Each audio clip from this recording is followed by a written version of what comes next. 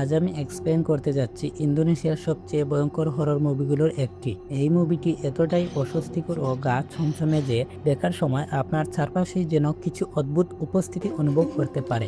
গল্পটি একটি ছোট্ট মেয়েকে কেন্দ্র করে, যার শরীরের ভেতরে বাসা বাঁধে এক অশুভ শক্তি, একটি শয়তানি সত্তা। আর সেই সত্তা ধীরে ধীরে পুরো গ্রাম জুড়ে এমন এক আতঙ্ক ছড়িয়ে দেয় যা কল্পনার সীমাকেও ছাড়িয়ে যায়। আমি বলছি Indonesian horror cinema Sumala movie নিয়ে। বন্ধুরা, এই গল্পটি শুধুমাত্র কল্পনা নয়, এটি একটি সত্য ঘটনা দ্বারা অনুপ্রাণিত। বলা হয় আজও ইন্দোনেশিয়ার একটি গ্রামে সূর্য ডুবার পর শিশুদের ঘরের বাইরে যেতে দেওয়া হয় না। দরজা জানালা বন্ধ করে রাখা হয়, কারণ লোকমুখে শোনা যায় রাত নামলেই মাঠের ভেতরে একটি রহস্যময় মেয়ে ঘুরে বেড়ায়। আর সেই ভয়ঙ্কর লোককাহিনীকেই এই মুভিতে জীবন্ত করে তোলা হয়েছে। তাই ভিডিওটি শেষ পর্যন্ত দেখবেন, কারণ এই গল্প ধীরে ধীরে এমন এক জায়গায় পৌঁছায় যা আপনার ভেতর পর্যন্ত নাড়িয়ে দেবে। গল্পটি আমাদের নিয়ে যায় 1976 সালে ইন্দোনেশিয়ার একটি ছোট শান্ত গ্রাম সিমারাঙে, জারুগাং মার্কেটের আশেপাশে। শুরুতেই দেখা যায় কয়েকজন বাচ্চা মাঠের দিকে খেলতে যাচ্ছে। তারা শুকনো খড় দিয়ে নিজেরাই একটি দেশি বল বানায় এবং সেটি নিয়েই আনন্দে খেলতে থাকে। তাদের মধ্যেই একজন ছেলে আবদি, যার বাবা তাকে আগেই সতর্ক করে দেন যে অন্ধকার হওয়ার আগেই যেন বাড়ি ফিরে আসে। কিন্তু খেলায় মগ্ন হয়ে তারা সময়ের হিসাবই ভুলে যায়। সন্ধ্যা নামতে শুরু করে একে একে সবাই বাড়ি ফিরে গেলেও আবদি এবং তার বন্ধু ট্রিস তখনও খেলায় মেতে থাকে। ঠিক তখনই তাদের বলটি দূরের ফসলের ভেতরে গিয়ে পড়ে। আবদি বুঝতে পারে যে অন্ধকার হয়ে যাচ্ছে, তাই সে বলে কাল এসে বল নিয়ে যাবে। কিন্তু ট্রিস জেদ ধরে বসে সে এখনই বল নিয়ে যাবে। বন্ধুকে একা না রেখে আবদিকেও বাধ্য হয়ে তার সঙ্গে মাঠের ভেতরে যেতে হয়। বল খুঁজতে খুঁজতে তারা টেরই পায় না কখন রাত নেমে গেছে। চারপাশে ঘন অন্ধকার, অস্বাভাবিক নীরবতা, সবকিছুই যেন ভয়ের ইঙ্গিত দিচ্ছিল। কিন্তু বলটি আর খুঁজে পাওয়া যায় না। আবদি ভয় পেয়ে ফিরে যেতে চাইলেও ট্রিস তার কথা শুনে না। ঠিক তখনই তারা অনুভব করে ফসলের মাঝে কেউ আছে। কিছুক্ষণ পর তারা দেখতে পায় এক অদ্ভুত মেয়েকে, যাকে দেখতে মানুষের মতো মনে হলেও তার মধ্যে ছিল এক ভয়ঙ্কর অস্বাভাবিকতা, যেন কোনো ছায়ামূর্তি। আর সবচেয়ে অদ্ভুত বিষয় হলো তার হাতেই ছিল ট্রিসের সেই বলটি। এই দৃশ্য দেখে ট্রিস ভয় পাওয়ার বদলে যেন সম্মোহিত হয়ে ধীরে ধীরে তার দিকে এগিয়ে যেতে থাকে। আবদি তাকে থামানোর চেষ্টা করলেও ট্রিস কিছুই শুনে না এবং একসময় সেই মেয়েটির দিকে এগিয়ে এগিয়ে অদৃশ্য হয়ে যায় ট্রিস। এরপরই আবদির চোখের সামনে ঘটে যায় এক বীভৎস ঘটনা। সেই রহস্যময় মেয়েটি একটি বড় পাথর তুলে ট্রিসের ওপর ঝাঁপিয়ে পড়ে এবং নির্মমভাবে তার মাথায় আঘাত করতে থাকে। বারবার আঘাত করতে থাকে যতক্ষণ পর্যন্ত ট্রিস নিথর না হয়ে যায়। পুরো দৃশ্যটি এতটাই ভয়ঙ্কর ছিল যে আবদি আতঙ্কে ভেঙে পড়ে এবং প্রাণ বাঁচাতে দৌড়ে গ্রামের দিকে পালিয়ে যায়। গ্রামে পৌঁছে সে সবকিছু জানালে কয়েকজন গ্রামবাসী তাকে নিয়ে আবার সেই মাঠে ফিরে আসে। কিন্তু সেখানে গিয়ে তারা ট্রিসের কোনো লাশ খুঁজে পায় না, শুধু রক্তের চিহ্ন ছাড়া আর কিছুই নেই। পরে তাদের নজর যায় পাশের নদীর দিকে। দূর থেকে কিছু অস্বাভাবিক দেখে তারা কাছে গেলে দেখতে পায় নদীর মাঝখানে একটি পাথরের ওপর পড়ে আছে ট্রিসের পচা গলা মৃতদেহ। দৃশ্যটি এতটাই ভয়াবহ ছিল যে উপস্থিত সবাই আতঙ্কে স্তব্ধ হয়ে যায়। পরের দিন ট্রিসের বাবার মনে সন্দেহ তৈরি হয়। তিনি বিশ্বাস করতে পারেন না যে কোনো রহস্যময় মেয়ে এমন কাজ করতে পারে। তার ধারণা আবদি মিথ্যে গল্প বানিয়েছে এবং আসলে ট্রিসকে সেই হত্যা করেছে, কারণ শেষবার ট্রিসকে তার সঙ্গেই দেখা গিয়েছিল। রাগে তিনি আবদিকে শাস্তি দেওয়ার কথা বলতে থাকেন। ঠিক তখনই সেখানে আসেন মিস্টার শাব্দ।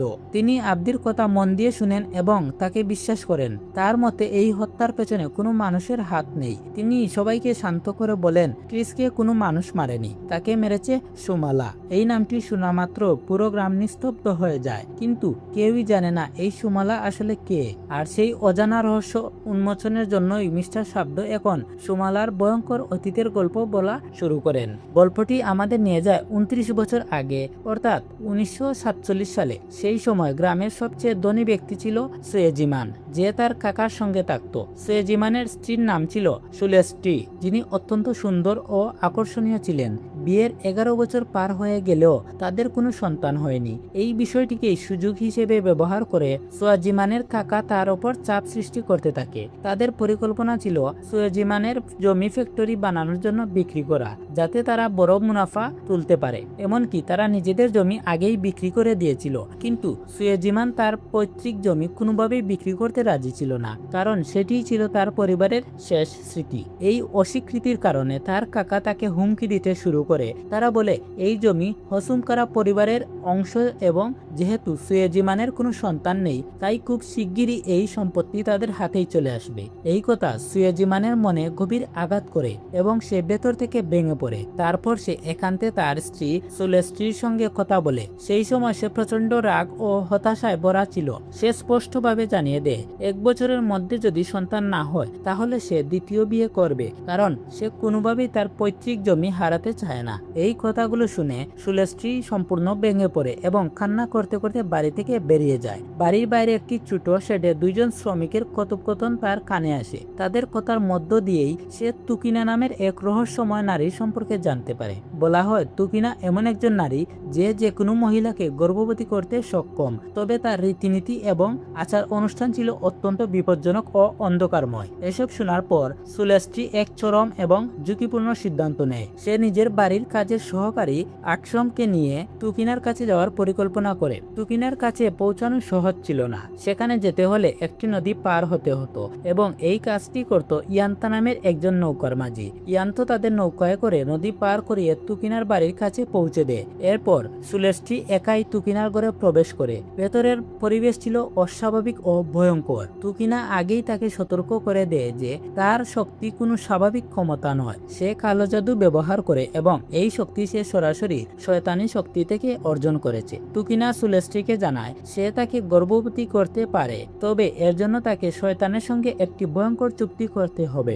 এই চুক্তি অনুযায়ী সুলেস্ট্রির যমজ কন্যা জন্ম নেবে। একটি হবে মানুষের সন্তান, সুন্দর, নির্দোষ ও দয়ালু, আর অন্যটি হবে শয়তানের সন্তান, যার রূপ বিকৃত এবং স্বভাব হবে অত্যন্ত ভয়ঙ্কর। শর্ত ছিল 2 শিশুকে 10 বছর পর্যন্ত সমান ভালোবাসা ও যত্ন বড় করতে হবে। 10 বছর পূর্ণ হলে শয়তান তার নিজের সন্তানকে নিয়ে যাবে এবং সুলেস্ট্রি তার ভালো সন্তানকে নিয়ে শান্তিতে জীবন কাটাতে পারবে। কিন্তু এই কঠোর শর্ত ছিল যদি সে শয়তানের সন্তানের প্রতি সামান্য অবহেলা বা ক্ষতি করে তাহলে তার পুরো পরিবার ধ্বংস হয়ে যাবে এবং বাড়ি সম্পূর্ণভাবে বিনষ্ট হবে। ভয় থাকলেও মাতৃত্বের আকাঙ্ক্ষায় সুলেস্ট্রি শেষ পর্যন্ত এই শয়তানি চুক্তিতে রাজি হয়ে যায়। এরপর তুকিনা একটি ভয়ঙ্কর রিচুয়াল শুরু করে। সে রক্তসহ অদ্ভুত উপকরণ মিশিয়ে একটি মিশ্রণ তৈরি করে সুলেস্ট্রিকে পান করায় এবং একই সঙ্গে অদ্ভুত মন্ত্র উচ্চারণ করতে থাকে। ধীরে ধীরে সুলেস্ট্রির শরীর অস্বাভাবিকভাবে প্রতিক্রিয়া দেখাতে শুরু করে। তার হাড় কটকট শব্দ করে,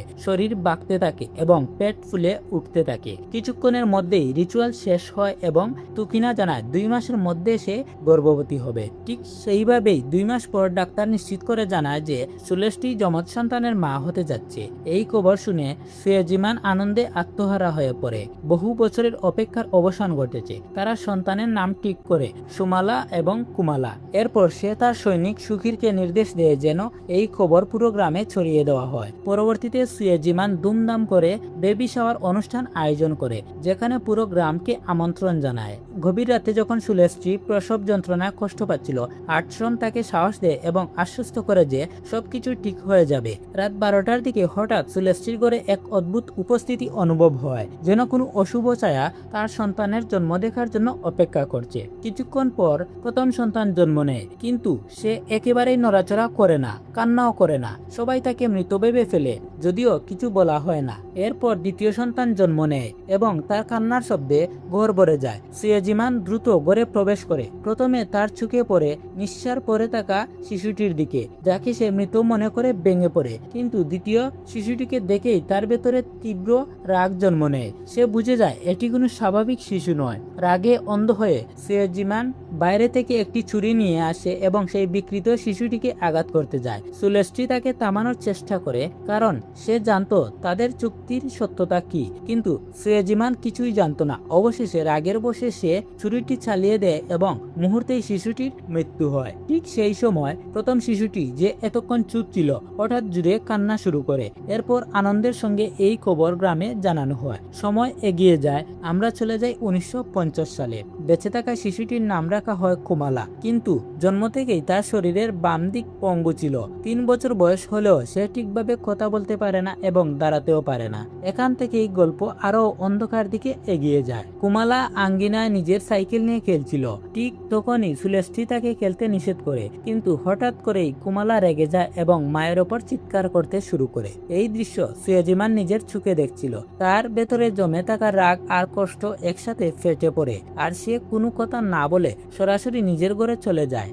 সেখানে গিয়ে সে বারবার নিজের মাথা বিছানার সঙ্গে আঘাত করতে থাকে, যেন নিজের ভেতরের যন্ত্রণাটা কোনোভাবে বের করতে চায়। এটা দেখে সুয়েজিমান আর নিজেকে নিয়ন্ত্রণ করতে পারে না। সে সঙ্গে সঙ্গে সুকিরকে ডাকে। সুকির এসে কুমালাকে দড়ি দিয়ে বেঁধে ফেলে। সুলেষ্টি বারবার অনুরোধ করতে থাকে, এটা করবেন না, ও তো একটা ছোট মেয়ে। কিন্তু সুয়েজিমান একটুও শুনে না। সে কুমালাকে টেনে বাইরে নিয়ে যায় এবং একটি অন্ধকার শেডের মতো জায়গায় বেঁধে রেখে দেয়। এরপর গল্প এগিয়ে যায় 1955 সালে। হঠাৎ একদিন কুমালা বাড়ি থেকে হারিয়ে যায়। তাকে কোথাও খুঁজে না পেয়ে পুরো পরিবার আতঙ্কিত হয়ে পড়ে। সবাই চারদিকে খুঁজতে শুরু করে। এক সময় কুমালা নিজে নিজে বাজারের দিকে চলে যায়। সেখানে কিছু বাচ্চা বল নিয়ে খেলছিল। তারা কুমালাকে দেখেই তার প্রতিবন্ধকতা নিয়ে হাসাহাসি শুরু করে। একজন বলে ওঠে, এই তো সুয়েজিমানের পাগল মেয়ে কুমালা। এরপর তারা আরো কটূক্তি করে এবং ধীরে ধীরে বিষয়টা ভয়ঙ্কর হয়ে ওঠে। বাচ্চারা কুমালার দিকে পাথর ছুঁড়তে শুরু করে। কুমালা কিছুই করতে পারে না।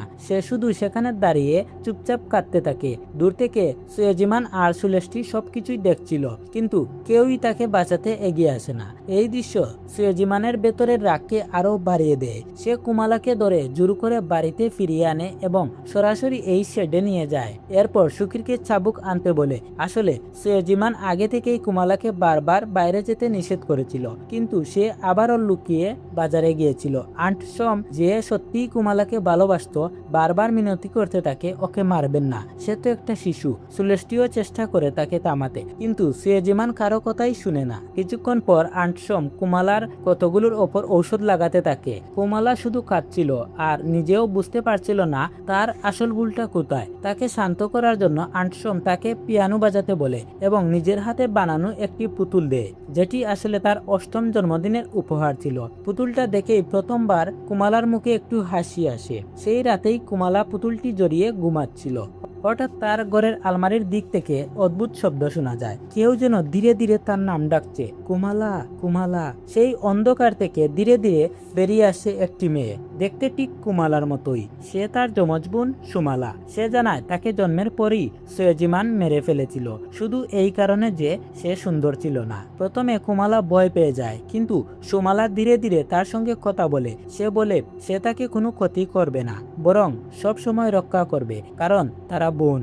বোন কখনো একে অপরের ক্ষতি করে না। এই কথা শুনে কুমালা ধীরে ধীরে শান্ত হয় এবং প্রথমবারের মতো কারো ভালোবাসা অনুভব করে। পরের দিন রাতে সুয়েজিমান তার কাজ করছিল আর কুমালা চুপচাপ পিয়ানো বাজাচ্ছিল। সেই শব্দ সুয়েজিমানকে বিরক্ত করে তুলে। সে রেগে গিয়ে সেখানে গিয়ে কুমালাকে জুড়ে চর মারে। সুলেষ্টি সব দেখেও কিছু বলে না, এমনকি মেয়ের পাশে দাঁড়াতেও এগিয়ে আসে না, শুধু আন্টসমকে ডেকে পাঠায়। আন্টসম কুমালাকে শান্ত করে, কিন্তু এই ঘটনায় কুমালার ভেতর থেকে বদলে যেতে শুরু করে। ধীরে ধীরে সে সুয়েজিমানের ঘরের দিকে এগিয়ে যায়। তখনই তার পঙ্গু শরীর হঠাৎ স্বাভাবিক হতে শুরু করে। সে সোজা হয়ে দাঁড়িয়ে যায়। সুয়েজিমান এটা থেকে পুরোপুরি হতবাক হয়ে যায়। সে কিছু বুঝে ওঠার আগেই কুমালা পাশে থাকা একটি কলম তুলে নিয়ে সরাসরি তার হাতে ঢুকিয়ে দেয়। সুয়েজিমান চিৎকার করে ওঠে, কিন্তু আসল সত্য ছিল ভিন্ন। এই কাজটা কুমালা নিজের ইচ্ছায় করেনি, সবকিছুই সুমালা তাকে দিয়ে করাচ্ছিল। এই ঘটনার পর সুয়েজিমান আরো রেগে গিয়ে কুমালাকে শাস্তি দিতে তাকে মাঠে নিয়ে যায় এবং একটি ক্রসের সঙ্গে বেঁধে তীব্র রোদের মধ্যে ঝুলিয়ে রাখে। কুমালা তার মাকে সাহায্যের জন্য ডাকে, কিন্তু সুলেষ্টি কিছুই করে না। তার নীরবতা কুমালার ভেতরের ঘৃণাকে আরো গভীর করে তোলে। সেই রাতেই ডিনার টেবিলে কুমালা হঠাৎ পুরোপুরি পোজড হয়ে যায়। সে অদ্ভুত আচরণ করতে শুরু করে, টেবিলের ওপর উঠে যায় এবং ভয়ঙ্করভাবে হাসতে থাকে, এমনকি সেখানেই প্রস্রাব করে দেয়। সুয়েজিমান রেগে গিয়ে সুকিরকে ডাকতে বলে, কিন্তু ঠিক তখনই কুমালা সুকিরের ওপরই আক্রমণ করে বসে। সুলেষ্টি তখন আয়নায় দেখে যে কুমালার পাশে সুমালার ছায়া। এই দৃশ্য দেখে সে ভয়ে স্তব্ধ হয়ে যায়। কিছুক্ষণ পর কুমালা বাইরে দৌড়ে পালিয়ে যায় আর সুলেষ্টিও তার পিছু নেয়। বাইরে গিয়ে তারা যে দৃশ্য দেখে তা আরো ভয়ঙ্কর। কুমালা জীবন্ত মুরগিকে ধরে কাঁচা মাংস চিবোচ্ছিল। পরের দিন কুমালার হুঁশ ফিরলে আন্টসম তাকে শান্তভাবে জিজ্ঞেস করে কি হচ্ছে। তখন কুমালা সত্যিটা বলে দেয়, সুমালার আত্মা তার সঙ্গে আছে এবং সবকিছু সেই করাচ্ছে। এই কথা সুলেষ্টি চুপচাপ শুনে ফেলে। তখন সে বুঝতে পারে শয়তানের সঙ্গে চুক্তি করে সে ভয়ঙ্কর ভুল করেছে। আতঙ্কে সে টুকিনার কাছে যাওয়ার সিদ্ধান্ত নেয়। আন্টসম সেটা দেখে তার ছেলে শাবকে বলে কুমালার খেয়াল রাখতে এবং নিজে সুলেষ্টির পিছনে।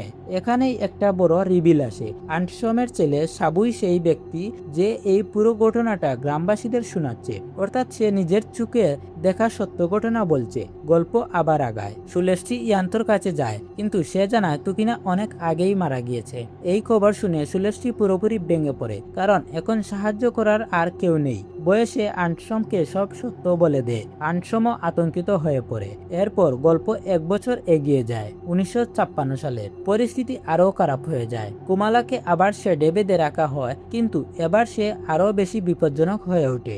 একদিন সে নিজেকে মুক্ত করে ফেলে এবং স্বাভাবিক মানুষের মতো হাঁটতে শুরু করে। মানে আবার সুমালা তাকে পোস্ট করে। সে একটি ছুরি খুঁজে পায়। ঠিক সেই সময়ে সুপ্রি নামের এক ছেলে কুয়ো থেকে পানি নিতে আসে, যে আগে তাকে নিয়ে মজা করেছিল। হঠাৎ যুগ থেকে কুমালা বেরিয়ে আসে এবং তার পেছনে সুমালার ছায়া দেখা যায়। সে সুপ্রিকে নির্মমভাবে হত্যা করে। এরপর আমরা দেখি শুক্র এবং কারিও অন্যদিকে যাচ্ছে। তারা একেবারেই বুঝতে পারে না যে কেউ তাদের উপর নজর রাখছে। ঠিক তখনই গাছের ওপর লুকিয়ে থাকা কুমালা হঠাৎ শুক্রর দিকে পাথর ছুঁড়ে মারে। শুক্র সেখানেই লুটিয়ে পড়ে। কারিও কিছু বুঝে ওঠার আগেই কুমালা নিচে লাফিয়ে নেমে এসে তাকেও নির্মমভাবে হত্যা করে। পরের দিন সকালে পুরো গ্রামে হইচই পড়ে যায়। মানুষ নিখোঁজ শিশুদের খুঁজতে বের হয়, কিন্তু আশ্চর্যের বিষয় কোথাও কোনো শিশুর সন্ধান মেলে না, না জীবিত না মৃত। ভয়ে পুরো গ্রাম আতঙ্কে ডুবে যায়। পরিস্থিতি এতটাই খারাপ হয়ে যায় যে গ্রামবাসীরা সিদ্ধান্ত নেয় পরের দিন পাশের গ্রামেও খোঁজ চালানো হবে। একই সঙ্গে কঠোর নির্দেশ জারি করা হয়, সূর্য ডুবার পর কোনো শিশু আর ঘরের বাইরে বের হতে পারবে না। এদিকে জন এবং তার বন্ধুরা নিজেদের মধ্যে আলোচনা করছিল। তাদের মনে হয় হয়তো সুপ্রি, শুক্র আর কারিও 3 দিন ধরে মজা করছে এবং কোথাও লুকিয়ে আছে। ঠিক তখনই বাড়ির বাইরে কুমালা আসে। সে দরজার পাশে চুপচাপ একটি বল রেখে চলে যায়, যেন তাদের সঙ্গে খেলা করছে। এটা দেখে বাচ্চারা আবার তাকে উত্ত্যক্ত করার পরিকল্পনা করে এবং হাসতে হাসতে তার দিকে এগিয়ে যায়। কিন্তু তারা বুঝতেই পারেনি কুমালা তখন আগেই পোজড অবস্থায় ছিল। মুহূর্তের মধ্যেই সে তাদের উপর ঝাঁপিয়ে পড়ে। পরিস্থিতি হঠাৎই বদলে যায়। সে একে একে সবাইকে হত্যা করে এবং শেষে জনের গলা কেটে ফেলে তার মাথা তুলে ধরে যেন সেটি কোনো ট্রফি। পরের দিন আন্টসম যখন কুয়ো থেকে পানি তুলছিল, সে পানিতে রক্ত দেখতে পায় এবং ভয় পেয়ে যায়। সঙ্গে সঙ্গে সুকিরকে ডাকা হয়। কুয়ো পরীক্ষা করে তারা ভেতর থেকে সুপ্রির লাশ উদ্ধার করে। অন্যদিকে গ্রামবাসীরা শুক্র এবং কারিয়র লাশ ঝোপের ভেতরে পড়ে থাকতে দেখে, আর তাদের পাশে কুমালার পুতুল পাওয়া যায়। এই ঘটনাগুলো গ্রামবাসীদের মনে সন্দেহ তৈরি করে। তারা ভাবতে শুরু করে এসব হয়তো সুয়েজিমানের কাজ। সন্দেহ আরো গভীর হয়, কারণ কুমালার অদ্ভুত আচরণ আগে থেকেই তাদের জানা ছিল। এরপর সবাই সুয়েজিমানের বাড়িতে যায়, তবে সুয়েজিমান দাবি করে যে তাদের কাছে কোনো প্রমাণ নেই, শুধু একটি পুতুল ছাড়া। যেহেতু সে গ্রামের সবচেয়ে প্রভাবশালী ও ধনী ব্যক্তি, তাই গ্রামবাসীরা তর্ক বাড়াতে পারে না এবং ফিরে যেতে বাধ্য হয়। তারা চলে যাওয়ার পর সুয়েজিমান নিজেও গভীর চিন্তায় পড়ে যায়। সে বুঝতে পারে না সত্যি এই কাজগুলো কুমালা করেছে কিনা। এই অনিশ্চয়তা তাকে আরো অস্থির করে তোলে। পরে সে সুলেষ্টিকে নিয়ে শেডের দিকে যায়। সেখানে গিয়ে তারা দেয়ালে একটি বড় গর্ত দেখতে পায়, যা কাপড় দিয়ে ঢেকে রাখা ছিল। অর্থাৎ কুমালা সেখান দিয়েই রাতে বাইরে যেত। এই দৃশ্য দেখে সুয়েজিমান নিশ্চিত হতে শুরু করে যে শিশুদের মৃত্যুর পেছনে কুমালাই দায়ী। কিন্তু ঠিক তখনই সুলেষ্টি ভেঙে পড়ে সত্যিটা বলে দেয়। কাপা গলায় সে জানায় এইসব কুমালা করেনি, বরং সুমালার আত্মা তাকে পোস্ট করে এসব করিয়েছে। সে আরও জানায় এই পুরো ঘটনা সেই শয়তানি চুক্তির ফল, যা সে সন্তান পাওয়ার জন্য করেছিল। এই কথা শুনে সুয়েজিমানের মাথায় যেন আকাশ ভেঙে পড়ে। সে সঙ্গে সঙ্গে কুমালার কাছে যায়। শুরুতে কুমালা কিছুই বলে না, কিন্তু সুয়েজিমান যখন তাকে আশ্বস্ত করে যে সে তাকে কোনো ক্ষতি করবে না, তখন কুমালা কান্না করে সব সত্যি বলে দেয়। সে জানায় সব কোন সুমালার আত্মা তাকে পোস্ট করে করিয়েছে। এই সত্য শুনে সুয়েজিমান গভীর চিন্তায় পড়ে যায়। এরপর সে নিচে নেমে সুকিরকে ডেকে কঠোর নির্দেশ দেয় কুমালাকে আরো শক্ত করে বেঁধে রাখতে হবে। গল্প তখন আরও ভয়ঙ্কর মোড় নেয়। সুয়েজিমান সিদ্ধান্ত নেয় মিস্টার কুশনোর কাছে যাওয়ার। তিনি ছিলেন একজন তান্ত্রিক যিনি কালো জাদু ও আত্মার ব্যাপারে জানতেন। এদিকে সুকির কুমালাকে আবার শক্ত করে বেঁধে রাখে। কুমালা শুধু কাঁদতে থাকে, কিছুই বুঝতে পারে না তার সঙ্গে কেন এমন হচ্ছে। তখন আন্টসম এসে তাকে শান্ত করার চেষ্টা করে। সেদিনই ছিল কুমালার নবম জন্মদিন। সে আন্টসমকে ধন্যবাদ জানায় এতদিন তাকে ভালোবাসার জন্য। এরপর সে শুধু একটি অনুরোধ করে, আন্টসম যেন তাকে ছেড়ে দেয়। আসলে কুমালা বুঝে গিয়েছিল রাত 12টা বাজলেই সুমালা পুরোপুরি তার শরীর দখল করবে এবং সে কাউকে নিয়ন্ত্রণ করতে পারবে না। সে চায়নি পোস্ট অবস্থায় আন্টসম বা শাব্দ কোনো ক্ষতির মুখে পড়ুক। শুরুতে আন্টসম রাজি হয় না, কিন্তু কুমালার অনুরোধে শেষ পর্যন্ত সে ভেঙে পড়ে এবং নিজের ছেলে শাব্দকে নিয়ে সেখান থেকে চলে যায়। পথে শাব্দ বারবার জিজ্ঞেস করতে থাকে কেন তারা হঠাৎ করে সুয়েজিমানের বাড়ি ছেড়ে যাচ্ছে, কিন্তু আন্টসম কিছুই বলে না। অন্যদিকে সুয়েজিমান মিস্টার কুশনুর কাছে পৌঁছে সব ঘটনা খুলে বলে। কুশনো তান্ত্রিক ক্রিয়ার মাধ্যমে জানতে পারে তুকিনার সেই শয়তানি রিচুয়ালের কথা। এরপর সে সুয়েজিমানকে সতর্ক করে, তুমি শয়তানের মেয়েকে হত্যা করে খুব বড় ভুল করেছ। সুয়েজিমান জানতে চায় এখন কি করা যাবে। ঠিক তখনই কুশনোর চোখ অস্বাভাবিকভাবে সাদা হয়ে যায়, যেন কোনো আত্মা তাকে দখল করেছে। সে জানায় ডেভিল তার সন্তানের মৃত্যুর কারণে ভীষণ রেগে আছে এবং আজ রাতেই সুমালা চিরতরে কুমালার শরীর দখল করবে। যদি তাকে থামানো না যায় তাহলে ভয়ঙ্কর বিপর্যয় ঘটবে। কিছুক্ষণ পর হুঁশে ফিরে কুশনো সুয়েজিমানকে একটি বিশেষ খঞ্জর দেয় যা কুমালার শক্তি দুর্বল করতে পারবে। পরিকল্পনা তখন ধীরে ধীরে এক ভয়ঙ্কর পরিণতির দিকে এগুতে শুরু করে। সুয়েজিমান সিদ্ধান্ত নেয় আগে কুমালাকে কোনোভাবে দুর্বল করতে হবে। এরপর তাকে কুশনোর কাছে নিয়ে যাওয়া হবে যাতে কুশনো তার রিচুয়ালের মাধ্যমে পরিস্থিতি ঠিক করার চেষ্টা করতে পারে। কুশনো আগেই স্পষ্টভাবে জানিয়ে দেয় যদি পরিস্থিতি নিয়ন্ত্রণের বাইরে চলে যায় তাহলে সুয়েজিমানকে সেই বিশেষ খঞ্জরটি কুমালার ঠিক হৃদয়ে প্রবেশ করাতে হবে। এর মানে হবে সুমালার সঙ্গে কুমালার জীবনও শেষ হয়ে যাবে। এই বাড়ি সিদ্ধান্ত মাথায় নিয়ে সুয়েজিমান খঞ্জর হাতে বাড়ির দিকে ফিরে যায়। এদিকে রাতে সুকিরের ঘুম হঠাৎ কুমালার আওয়াজে ভেঙে যায়। কুমালা নিজেকে কোনোভাবে মুক্ত করে ফেলেছিল। সে বাইরে দাঁড়িয়ে কান্নার বান করতে থাকে। সুকির তাকে সাহায্য করতে এগিয়ে যেতেই কুমালা হঠাৎ তার উপর ছুরি দিয়ে আক্রমণ করে। কোনোভাবে সুকির বেঁচে গিয়ে পালানোর চেষ্টা করে, কিন্তু কুমালা তাকে তাড়া করে। এরপর একটি ছুরি মারে যা সুকিরের বুক ভেদ করে যায়। শেষ মুহূর্তে সে নির্মমভাবে তার গলা কেটে হত্যা করে। এরপর গল্পের পরবর্তী লক্ষ্য হয় সুলেষ্টি। সে নিজের ঘরে গভীর ঘুমে ছিল। হঠাৎ তার কানে পিয়ানোর শব্দ ভেসে আসে। ধীরে ধীরে সে সেই শব্দ অনুসরণ করে পিয়ানো রুমের দিকে এগোতে থাকে। সেখানে গিয়ে সে দেখে কুমালা পিয়ানো বাজাচ্ছে, কিন্তু মুহূর্তের মধ্যেই কুমালা ছুরি নিয়ে তার দিকে এগিয়ে আসে। তখন সুলেষ্টি আয়নায় দেখে যে আসলে সবকিছু সুমালার আত্মা নিয়ন্ত্রণ করছে।